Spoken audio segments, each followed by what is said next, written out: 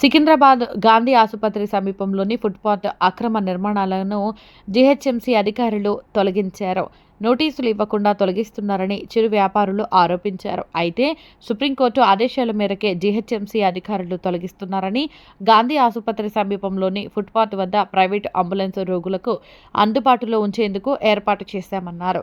Corona టైంలో కూడా ట్రాఫిక్‌కు ఇబ్బంది లేకుండా సర్వీసు చేశామని, రోగులకు సర్వీసు చేసేందుకు అంబులెన్సులకు ప్రత్యేక స్థలం కేటాయించాలని ప్రైవేట్ అంబులెన్స్ అసోసియేషన్ అధ్యక్షుడు సురేష్ మీడియా ద్వారా అధికారులను కోరారు.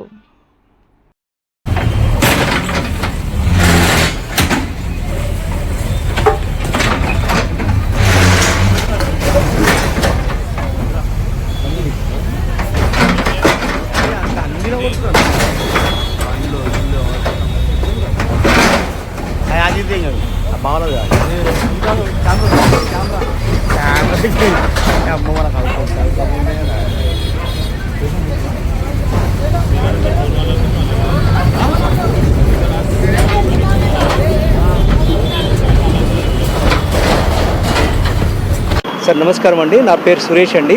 ఈరోజు అన్ఎక్స్పెక్టెడ్గా హైదరాబాద్ ఇక్కడికి వచ్చేసి గాంధీ దగ్గర మేము ఇక్కడ ప్రైవేట్ అంబులెన్స్ షెడ్ పెట్టుకుంటే దాన్ని అన్ఎక్స్పెక్టెడ్ వచ్చి కొట్టేయడం జరిగింది. సో యాక్చువల్గా మేము చెప్పేది ఏంటంటే మాకు అసలు ప్రాపర్ ఇంటిమేషన్ కూడా ఇవ్వలేరు. మేము ఇచ్చేది సర్వీస్ అండి, అర్థమైందా? మేము ఏదో అన్ఎంప్లాయిడ్ ప్రాబ్లం వల్ల మేము ఈ సర్వీస్ చేస్తున్నాము. మేము సోషల్ సర్వీస్ లెక్క చేస్తున్నాం. దాన్ని వచ్చి మేము వితౌట్ ప్రాపర్ ఇంటిమేషన్ ఏసీపీ గారు కానీ ఎవ్వరు కూడా జిహెచ్ఎంసీ వాళ్ళు ప్రాపర్ ఇంటిమేషన్ లెక్కలో వచ్చి కొట్టేశారండి. ఇది మేము పేషెంట్లకి ఏదైనా ఇబ్బంది అయితే మేము వాళ్ళ రెస్పెక్టివ్ ప్లేసెస్లో బాడీస్ని పెట్టి తరలిస్తాం. మేము మా షెడ్యూల్ కొట్టేది, మేమే బిజినెస్ చేయట్లేదు, ఇట్లా డబ్బాలు పెట్టేసుకొని ఏదో చేయట్లేదు, అర్థమైందా? మాది వచ్చి కొట్టడం ఎక్కడ వరకు కరెక్ట్ అండి? సరే వచ్చి కనీసం 1 day బిఫోర్ మాకు ఇంటిమేషన్ అనేది చేయాలా? వెహికల్స్ అన్నీ ఖరాబ్ చేసేసి ఆ వెహికల్స్ మీద అన్ని షెడ్ అంతా కొట్టేసి పడేసారు పైన. మేము సర్వీస్ చేసేవాళ్ళండి. మేము being an educated graduate students అయ్యండి మేము ఈ సర్వీస్ చేస్తున్నాం. మమ్మల్ని అప్రిషియేట్ చేయాలి, కానీ అన్నెసెసరీగా మీకు ఏమైనా గవర్నమెంట్ ప్రాబ్లం, మీ వాళ్ళ పార్టీ ప్రాబ్లమ్స్ ఉంటే చూసుకోవాలి, కానీ మా మీద ఇది చేయడం, దౌర్జన్యం చేయడం ఎక్కడండి? హాస్పిటల్ దగ్గర అంబులెన్స్ ఉండకపోతే ఏముంటాయండి? క్యాబ్స్ ఉంటాయా?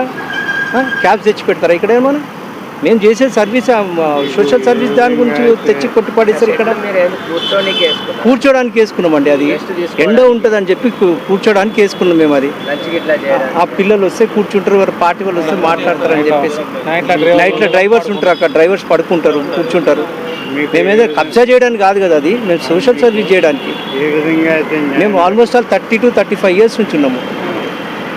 మాకు బాగా లాస్ అయిందండి.